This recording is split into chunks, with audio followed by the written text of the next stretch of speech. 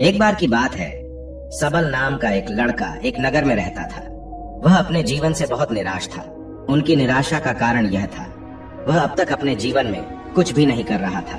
उसके माता पिता उसे ताने मारते थे कि आपके सभी मित्र कुछ न कुछ कर रहे हैं, लेकिन आप अभी भी घर बैठे हैं। दोस्तों के बीच भी अक्सर उनका मजाक उड़ाया जाता था। वह कहीं जाता तो लोग उससे पूछते थे कि आप क्या कर रहे हैं। उसे यह बताने में भी शर्म आ रही थी।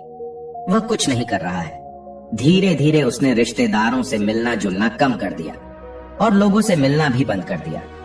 वह ज्यादातर समय घर पर ही रहता।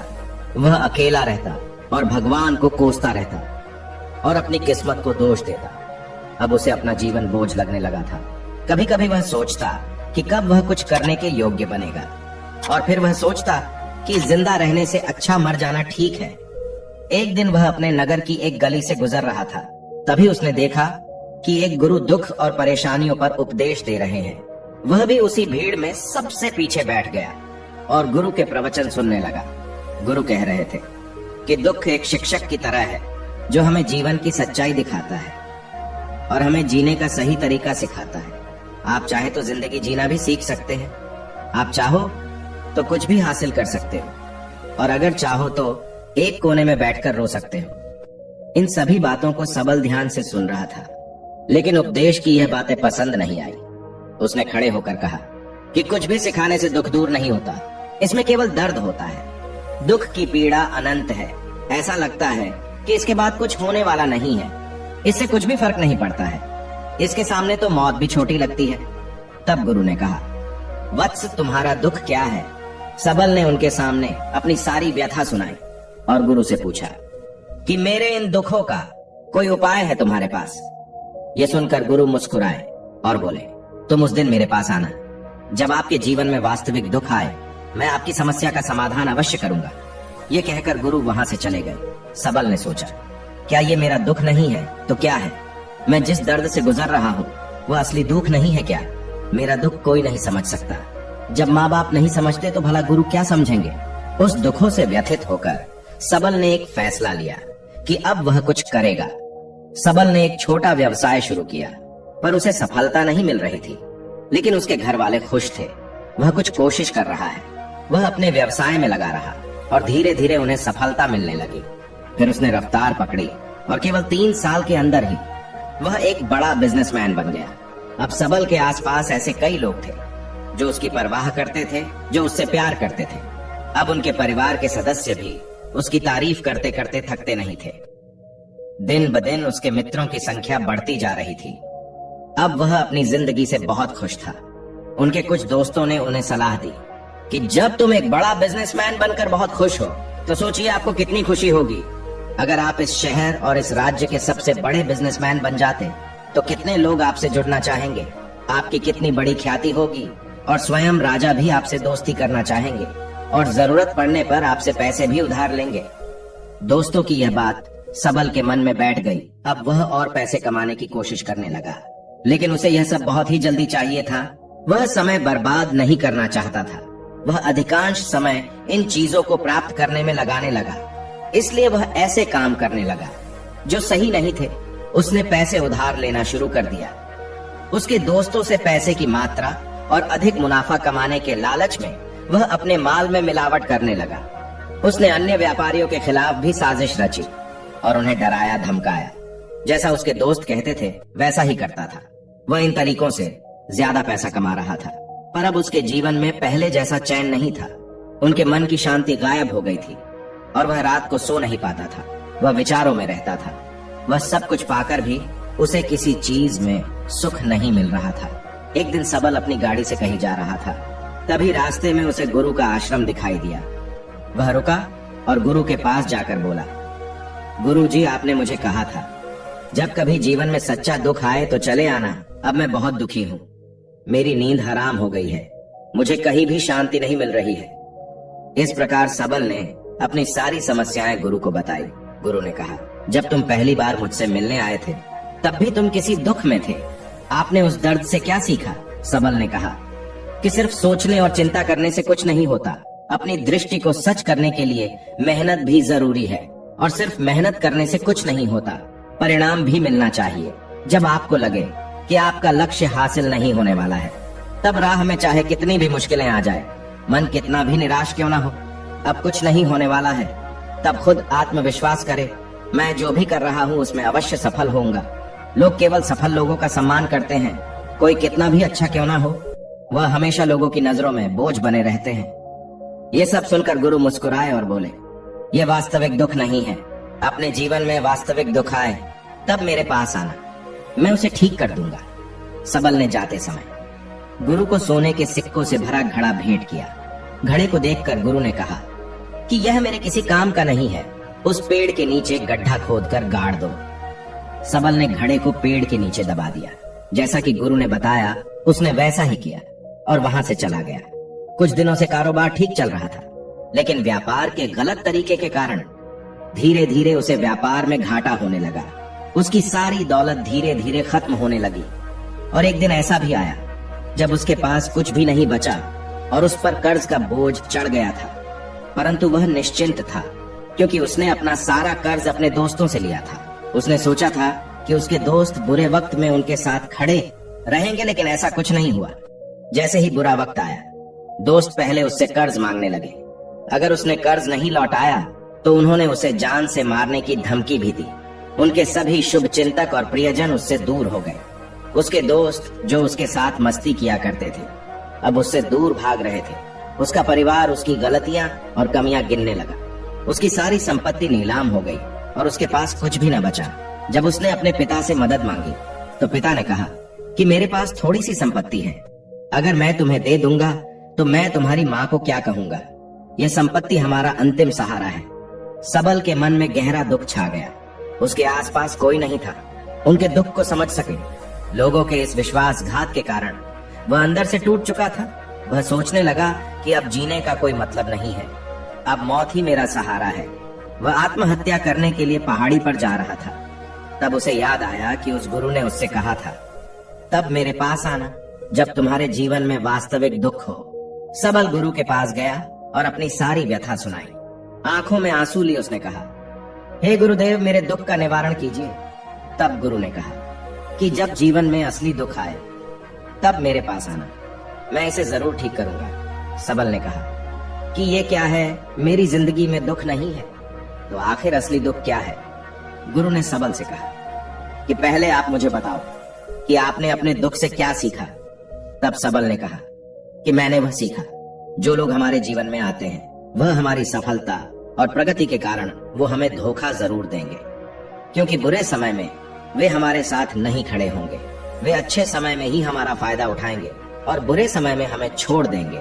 उन लोगों पर ही भरोसा करें जो हमारे बुरे समय में हमारे साथ खड़े रहते हैं। लेकिन ऐसे लोग बहुत कम होते हैं, लेकिन जिनके पास है उन्हें उनकी सराहना करनी चाहिए, उनका अपमान नहीं करना चाहिए।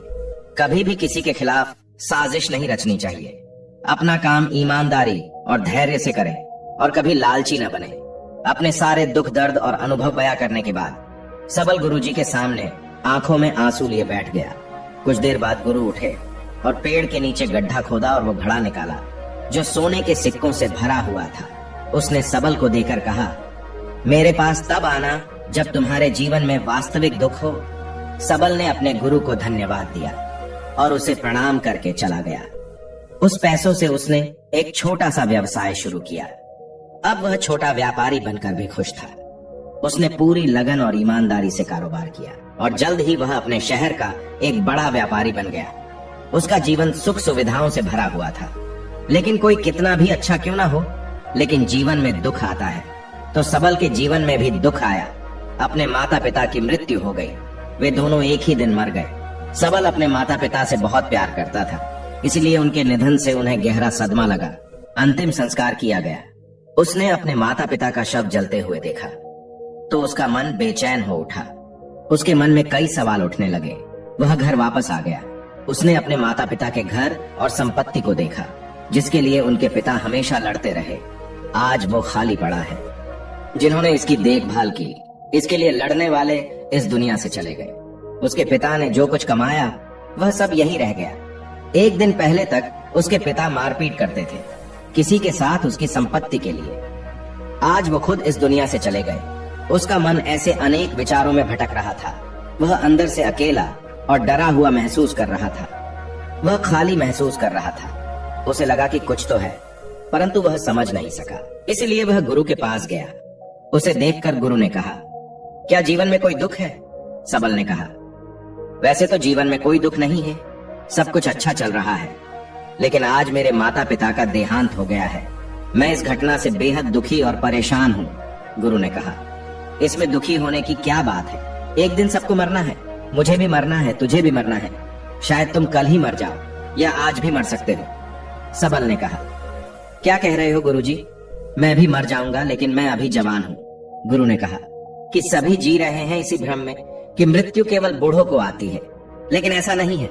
जवान भी मर जाते हैं, बच्चे मर जाते हैं। मौत का उम्र से कोई लेना देना नहीं है, ये सभी को प्रभावित करता है। गुरु की ये बातें सबल के मन में बैठ गई और वह चुपचाप चला गया। लेकिन उसका मन अभी भी बेचैन था। वह खाली महसूस कर रहा था। वह सारा दिन अपने बारे में ही सोचता रहता कि वह कौन है, वह इस दुनिया में क्यों आया है, इस जीवन का लक्ष्य क्या है। ऐसे कई सवाल उसके दिमाग में लगातार उठ रहे थे, लेकिन उन्हें अपने किसी भी सवाल का जवाब नहीं मिल रहा था और उसका दुख दिन ब दिन बढ़ता ही जा रहा था। इसलिए कुछ दिन बाद वह फिर से गुरु के पास पहुंचा और बोला, हे स्वामी, मैं बहुत दुखी हूँ, क्योंकि मैं यह नहीं जान पा रहा हूँ कि मैं कौन हूँ और मैं इस दुनिया में क्यों आया हूँ। यह सुनकर गुरु मुस्कुराए और बोले, आज आपके जीवन में पहली बार सच्चा दुख उत्पन्न हुआ है। यह वास्तव में दुख कहलाने लायक है। हम नहीं जानते कि हम कौन हैं, हम क्यों आए हैं। सबल ने अपने गुरु से कहा कि उसकी दुर्दशा दूर करे।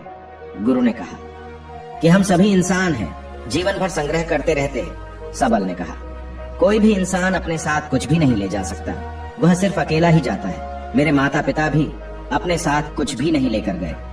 धन संपत्ति वैभव सब कुछ यहाँ पर छोड़कर गए। गुरु ने कहा, अब मेरी बात ध्यान से सुनो। इस संसार में हमें जो संग्रह करना चाहिए वह हम नहीं करते, बल्कि चीजें हमारे सामने होती है, लेकिन हम उन्हें देखने की कोशिश नहीं करते। हमें इस दुनिया में जो कुछ भी इकट्ठा करना है वह हम खुद हैं। हमें खुद को जुटाना होगा, ताकि जब हम मरे तो हम एकजुट हो सके और खुद को पहचानने में सक्षम होने के लिए। हम अंदर बटे हुए हैं। हम प्यार, नफरत, गुस्सा, ईर्ष्या में बटे हुए हैं। क्रूरता, धन, स्थिति, प्रतिष्ठा, सम्मान, पहचान, धर्म, जाति, सैकड़ों हजारों ऐसी चीजों और इच्छाओं में हम विभाजित हैं और टुकड़ों में जीवन जी रहे हैं। इस विभाजन के कारण हमारी चेतना कभी एक नहीं हो सकती। हमारी चेतना व शक्ति बिखरी हुई है, इसलिए हमारे पास इतना समय नहीं है, इतनी ऊर्जा नहीं कि हम मुड़ सकते हैं और अपने भीतर देख सकते हैं। वास्तव में धन, सम्मान और सुविधाओं के अभाव को लोग दुख समझते हैं और जीवन भर के लिए इसे दुख कहकर रोते रहते हैं और समाधान खोजने का प्रयास करते रहते हैं। उन्हें अपना समाधान कभी नहीं मिलेगा, क्योंकि जिसे लोग दुख कहते हैं वह वास्तविक दुख नहीं है। यह सिर्फ एक आदमी की इच्छा है। उसकी इच्छा कभी पूरी नहीं होती, इसीलिए व्यक्ति को कभी उनके प्रश्नों का समाधान नहीं मिलता। इसलिए इन सब से परे यदि आप अपने दुखों का परम समाधान चाहते हैं तो सबसे पहले खुद को समेटना होगा। इस दुनिया से अपनी ऊर्जा वापस ले लो और इकट्ठा करो। अपने आप पर ध्यान केंद्रित करो, स्वयं पर ध्यान दो। अपने मृत्यु से पहले अपने आप को जानने की कोशिश करो। बिखरो मत, सबल ने कहा। गुरुजी, क्या हम इस संसार को छोड़ दें? हमारी सभी इच्छाओं को मार देना चाहिए। किसी से प्रेम नहीं करना चाहिए, धन संग्रह नहीं करना चाहिए, सम्मान की आशा छोड़ देनी चाहिए। गुरु ने कहा कि भावनाओं और इच्छाओं से ऐसे बिखरे हुए मनुष्य में से बाहर निकल आओ, जैसे कोई पत्थर पहाड़ से अलग होकर गिरे तो जिस पर पर्वत का कोई कंट्रोल नहीं होता सिवाय देखने या परेशान होना और कुछ खोना। ठीक वैसे ही बिखरे हुए मनुष्य की इच्छाएं बेकाबू और दर्दनाक हैं। उसका अनियंत्रित मन इच्छा करता रहता है और कल्पना करता रहता है और ये दुख देता है। लेकिन जब एक व्यक्ति अपने मन को एकत्र करता है तो वह जो कुछ भी करता है वह उसके नियंत्रण में होता है। फिर उसकी इच्छा से इच्छाएं भी उत्पन्न होती है। फिर सबल ने कहा कि आपने मेरे असली दुख का समाधान कर दिया। आपका बहुत बहुत धन्यवाद। अब से मैं खुद को समेटने और खुद को तलाशने की कोशिश करूंगा। गुरु ने कहा कि मानव शरीर में बहुत ऊर्जा और शक्ति है, लेकिन यह फालतू के कामों में बटा हुआ है, बेकार की बातों में लगा हुआ है। यह एक बहुत ही शक्तिशाली मशीन की तरह है और वह बिना सोचे समझे अपनी शक्ति बर्बाद कर रहा है। और बिना किसी नियंत्रण के। इसीलिए इस शक्ति पर ध्यान दे, अपनी चेतना और इसे इकट्ठा करे। सबल को अपने प्रश्नों का उत्तर मिल गया। उसने अपने गुरु का धन्यवाद किया और चुपचाप चला गया। अगर आप भी मेरी तरह भगवान बुद्ध को मानते हैं तो इस वीडियो को लाइक करें और ऐसी और प्रेरणादायक कहानी सुनने के लिए चैनल को सब्सक्राइब करके कमेंट में नमो बुद्धाय लिखना ना भूले। धन्यवाद।